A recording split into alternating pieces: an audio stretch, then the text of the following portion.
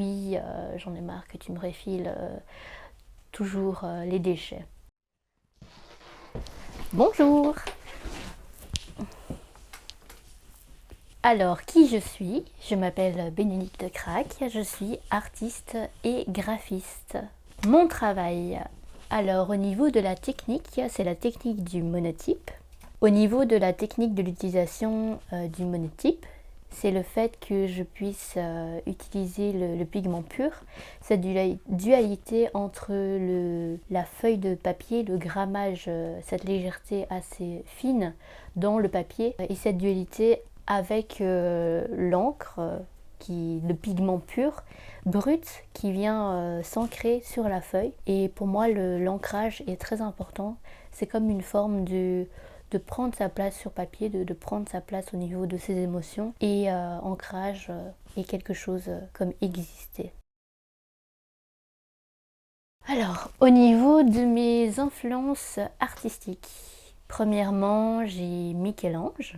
Au niveau de ses sculptures, dans la sensualité qu'il arrive à donner au mouvement dans la sculpture, et par ses épopées mythologiques qui se retranscrivent à travers la sculpture et qui sont farfelues les unes que les autres. J'ai comme deuxième artiste, j'ai Hokusai au niveau de ses estampes japonaises. J'ai aussi le mouvement impressionnisme au niveau du fait que le souci du détail n'est pas primordial, mais ce qui prime, c'est plutôt vraiment l'intensité, le ressenti émotionnel qu'on a face à l'œuvre d'art, face au paysage, au visuel qu'on a, vraiment l'émotion qui se retranscrit et mettre ça en avant. Et mon dernier influenceur, c'est Jackson Pollock, beaucoup plus artiste, beaucoup plus contemporain, surtout au niveau de sa technique du draping. Le mouvement du jet de peinture sur la toile, au niveau de l'instant T, au niveau de l'émotion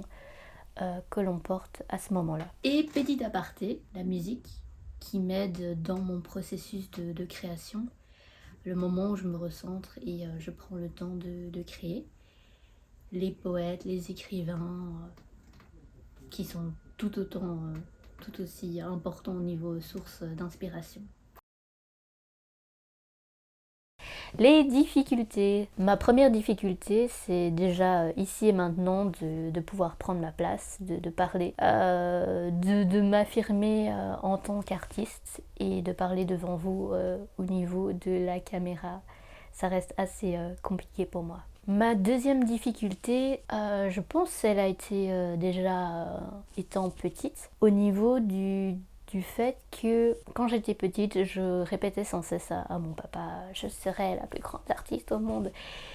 Et puis j'ai fait un concours le soir et voilà, j'ai eu un certain prix, mais j'ai été précédée par d'autres enfants artistes tout autant talentueux les uns que les autres avant moi. Et c'est à ce moment-là que je me suis rendu compte que c'est un rêve impossible parce que chaque artiste a sa propre valeur, est beau par son propre talent et sa propre patte propre à eux. Ma dernière difficulté, c'est de pouvoir réellement me poser et me reposer parce que généralement je me donne à 200% et pouvoir aussi me dire qu'en fait j'ai mes difficultés propres à mon handicap fait que voilà, c'est humain d'avoir ces difficultés, ces parts d'ombre et ça forge qui on est. Les piliers dans ma vie. Alors j'en ai 3, mais j'ai beaucoup d'exemples. Mais je vais essayer de faire court. Hein. Le premier pilier dans ma vie, c'est vraiment...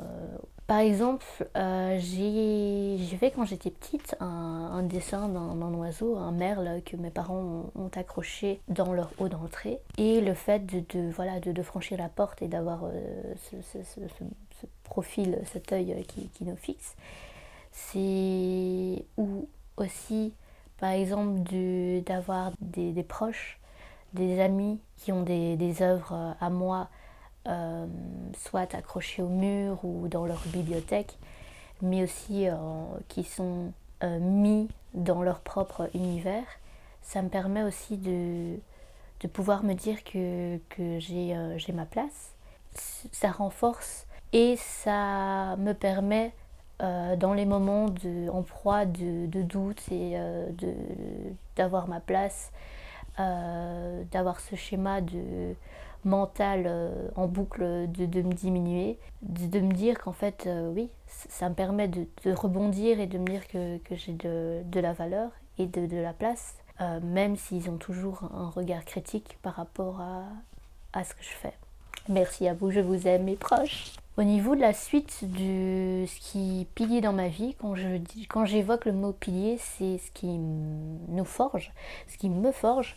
Ma première, en niveau d'un premier exemple, par exemple, mon premier petit copain m'a dit à un moment donné qu'il avait honte de mon corps, de mon physique. Comme il disait plutôt par extension, mon physique par extension. Et me rendre compte aussi récemment que ce mot extension, ça ne vient pas de moi en fait, mais ça vient plutôt de son mal-être. Ça fait un soulagement et ça allège d'un point en moins que en fait juste ce n'est pas de ma faute. Et que voilà, j'ai ma place.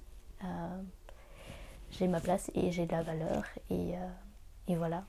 Dans ma deuxième expérience, mauvaise expérience de rencontre, quand j'ai voulu passer mon cours pour mon permis de conduire au niveau de l'auto-école, j'ai eu mon deuxième professeur qui ne s'est pas présenté. La directrice en fait était en face de moi, j'étais à son bureau et elle avait mis le haut-parleur et je pouvais littéralement entendre oui, j'en ai marre que tu me refiles toujours les déchets.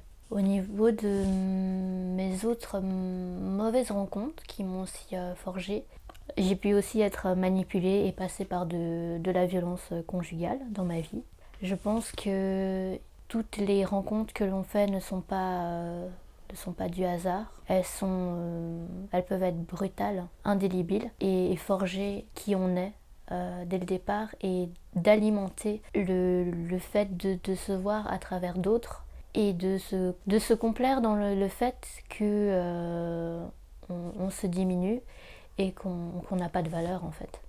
Ces rencontres sur lesquelles on se construit forgent aussi sur l'affirmation de soi, de pouvoir se respecter au niveau de ses besoins et de ses limites et de prendre affirmation et confiance sur vraiment le stop et dire non.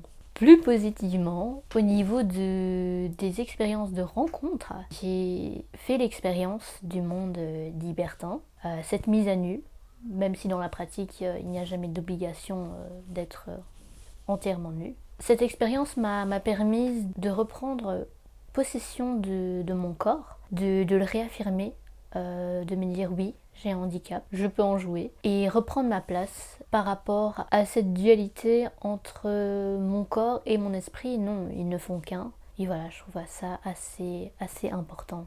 Quand je parle pilier dans ma vie, c'est plutôt aussi les moments dont j'ai besoin indéniablement pour pouvoir me construire et prendre par exemple des moments de bullage, pouvoir me recentrer, m'isoler et justement si j'ai des émotions qui me traversent, pouvoir les retranscrire et les ancrer et les mettre sur papier et voilà, en créer, faire une création et en faire quelque chose de palpable, une œuvre d'art. Ma conclusion au niveau du déchet, le déchet peut être très très beau.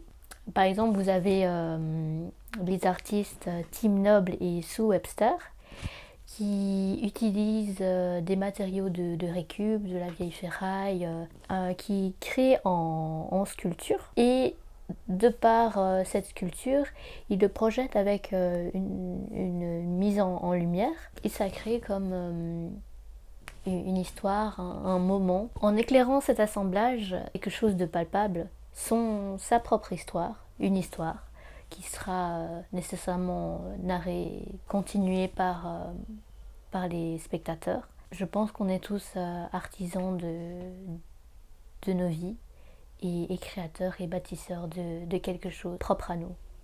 Donc voilà, merci.